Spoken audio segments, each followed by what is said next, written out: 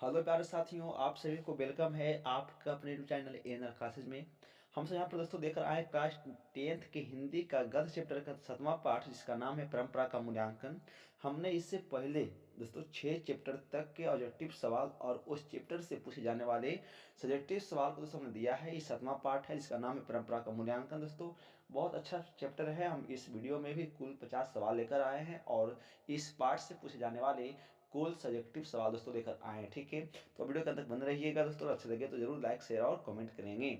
आइए हम सब सवाल नंबर 1 लगाते हैं। सवाल नंबर 1 कहता है कि जातीय असीमता की दृष्टि से इतिहास का प्रवाह कैसा है दोस्तों। तो क्या है, अविच्छिन्न है ना जी। मतलब दोस्तों एक का बी सही है। ठीक है, एक का बी सही है। सवाल 2 है कि साहित्य की परंपरा का पूर्ण ज्ञान किस व्यवस्था में संभव है। तो साहित्य की जो परंपरा का जो पूर्ण ज्ञान संभव दोस्तों वो है समाजवादी व्यवस्था में।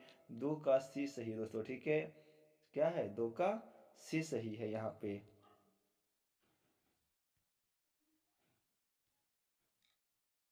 2 का दोस्तों क्या सही है, 2 का सी सही है। ठीक है, चलिए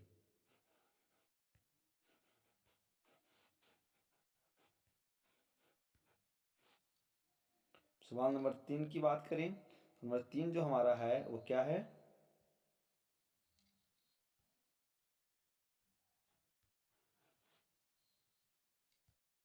सवाल 3 है कि परंपरा का मूल्यांकन पाठ के लेखक कौन है। तो परंपरा पाठ के मूल्यांकन के जो लेखक हैं दोस्तों वो है रामविलास शर्मा।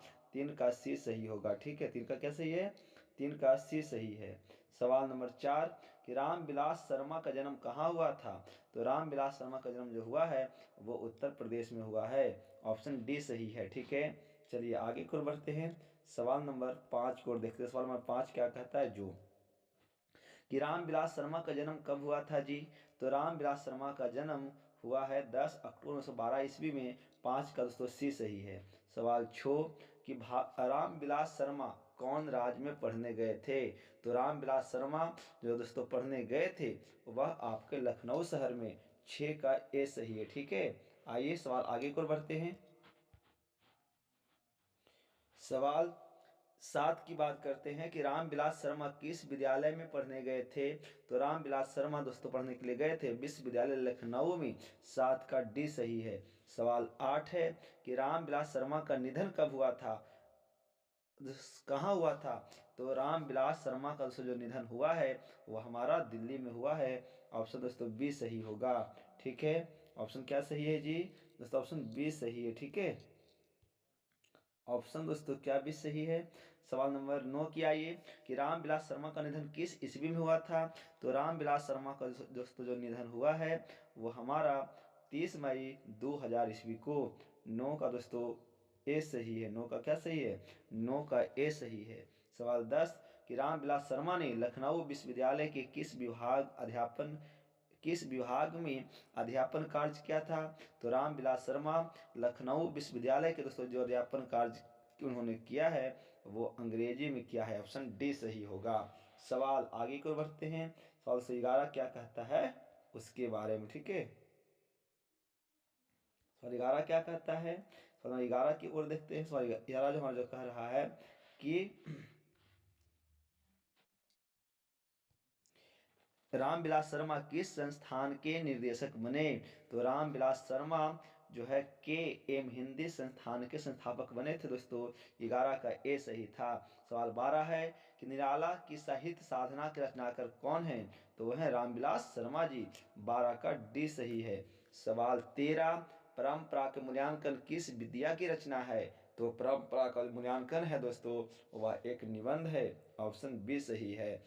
सवाल 14 किन लोगों के लिए साहित्य की परंपरा का ज्ञान सबसे ज़्यादा आवश्यक है। तो दोस्तों जो परंपरा का जो ज्ञान जो सबसे ज़्यादा जो आवश्यक है वो हमारे युवा साथियों के लिए। ठीक है, किनके लिए, तो दोस्तों वो सबसे ज़्यादा जो आवश्यक है यहाँ पे वो दोस्तों आवश्यक है कि जो साहित्य में युग परिवर्तन करना चाहते हैं उनके लिए बहुत ज़्यादा ज्ञान दोस्तों आवश्यक है। सवाल 15 जो है हमारा, सवाल 15 क्या कहता है। सवाल 15 देखने की चीज़ है दोस्तों। सवाल 15 जो है कहता है कि साहित्य की परंपरा का मूल्यांकन करते हुए सबसे पहले हम किस साहित्य का मूल्य निर्धारित करते हैं। तो साहित्य की परंपरा का मूल्यांकन करते हुए सबसे दोस्तों सबसे पहले यहाँ पे जो काम करते हैं वो जो श्रमिक जनता के हितों को प्रतिबिंबित करता है, हम वो काम करते हैं। 15 का दोस्तों ए सही है। सवाल 16 साहित्य में विकास प्रक्रिया 2017 संपन्न होती है दोस्तों, है ना। तो साहित्य में विकास की प्रक्रिया जो संपन्न होती है वो हमारा समाज की तरह संपन्न होता है। 16 का दोस्तों ए सही है। सवाल 17 साहित्य सापेक्ष रूप में होता है। तो साहित्य सापेक्ष जो रूप में दोस्तों होता है वह है स्वाधीन, ऑप्शन बी सही है। सवाल 18 कौन सा ऐसा गुलाम देश था जिसकी सभ्यता ने सारे यूरोप को प्रभावित किया दोस्तों। तो वो था हमारा भारत। नहीं दोस्तों, वो हमारा क्या है, वह था हमारा एथेंस। 18 का दोस्तों डी सही है। सवाल 19 की बात करते हैं। सवाल 19 दोस्तों क्या कहता है कि साहित्य के निर्माण में किनकी भूमिका निर्णायक है। तो दोस्तों साहित्य की भूमिका में प्रतिभाशाली मनुष्यों की भूमिका बहुत निर्णायक है। 19 का दोस्तों ए सही है। सवाल 20 है किस वर्ष की क्रांति के बाद रूसी और गैर रूसी जातियों के आपसी संबंध में बहुत बड़ा परिवर्तन हुआ। तो दोस्तों यहाँ पे हुआ है 1917 ईस्वी की क्रांति के बाद, है ना, रूसी और गैर रूसी जातियों के बीच जो संबंध दोस्तों उसमें बहुत बड़ा परिवर्तन आया है। सवाल 21 है कि हमारी राष्ट्रीय आवश्यकता है।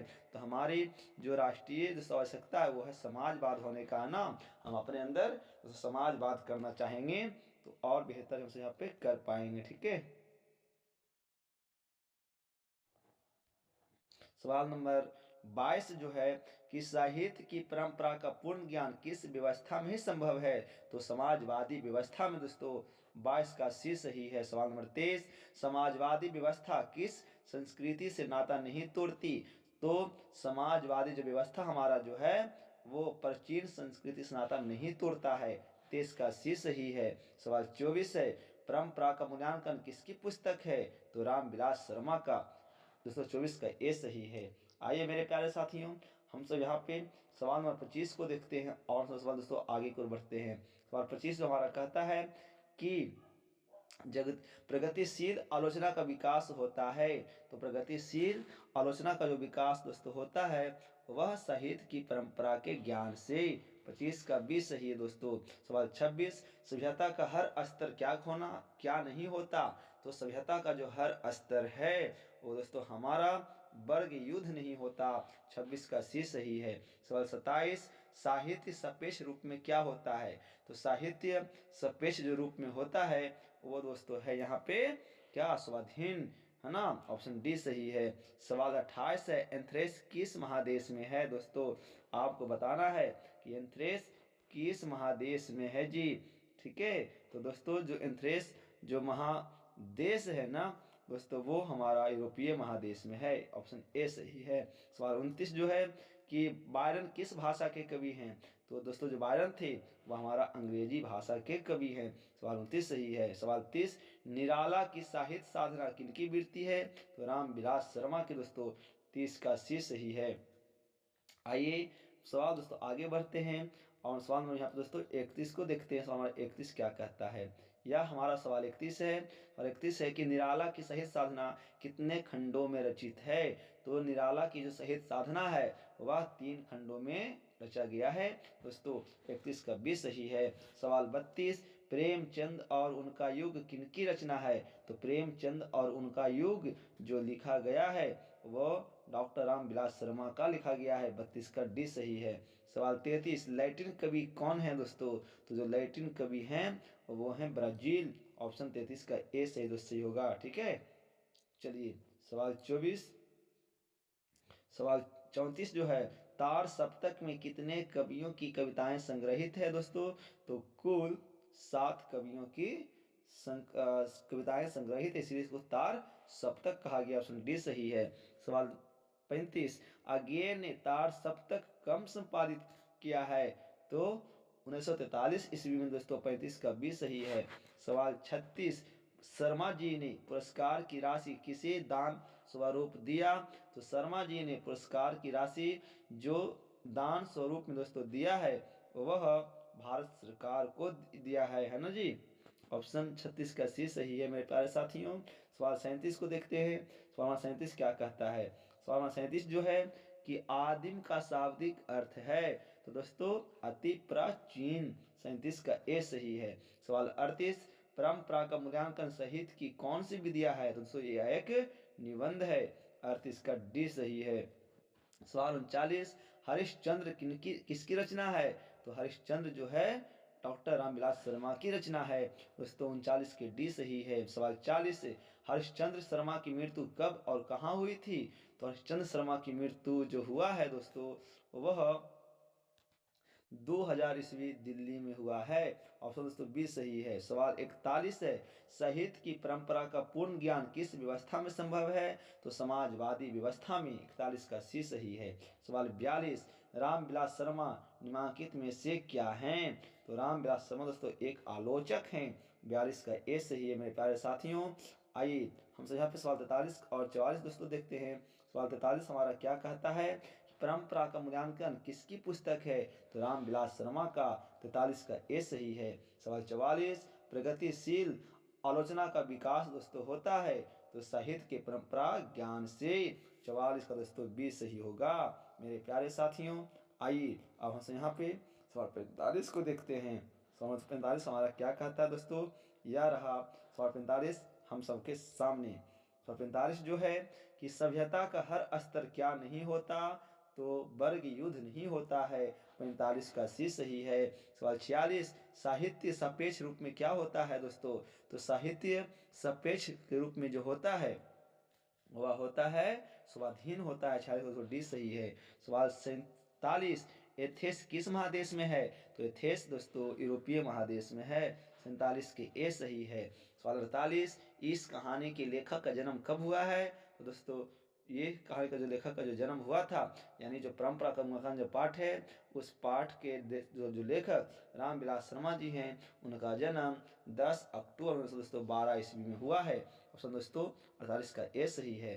सवाल 49 कि इस कहानी के लेखक का जन्म कहाँ हुआ था? यानी रामविलास शर्मा का जन्म दोस्तों कहाँ हुआ है? तो वो हुआ है उच्च गांव सानी में। 49 के सी सही है दोस्तों। और 150 है कि प्रेमचंद और उनका युग किनकी रचना है? तो प्रेमचंद और उनका युग जो लिखा गया है यहाँ पे डॉक्टर रामविलास शर्मा का। दोस्तों 50 का भी सही है। ये कुल 50 सवाल दिया है। इस दोस्तों पाठ से पूछे जाने वाले ये कुल दोस्तों सब्जेक्टिव सवाल जो आप यहाँ पे दोस्तों देख रहे हैं है ना, इस सभी सवाल को दोस्तों आपको क्या करना है एक बार देख लीजिए और इसे आपको याद रखना है दोस्तों। और भी इस प्रकार से कुल सवाल को देखिए, ठीक है। और दोस्तों और भी सवाल दिए गए, ठीक है। ये कुल इधर इतना सवाल है सब्जेक्टिव और सब्जेक्टिव का, ठीक है। तो इस पार्ट से जो सवाल अक्सर एग्जाम में बनते हैं इंपॉर्टेंट सवाल है दोस्तों।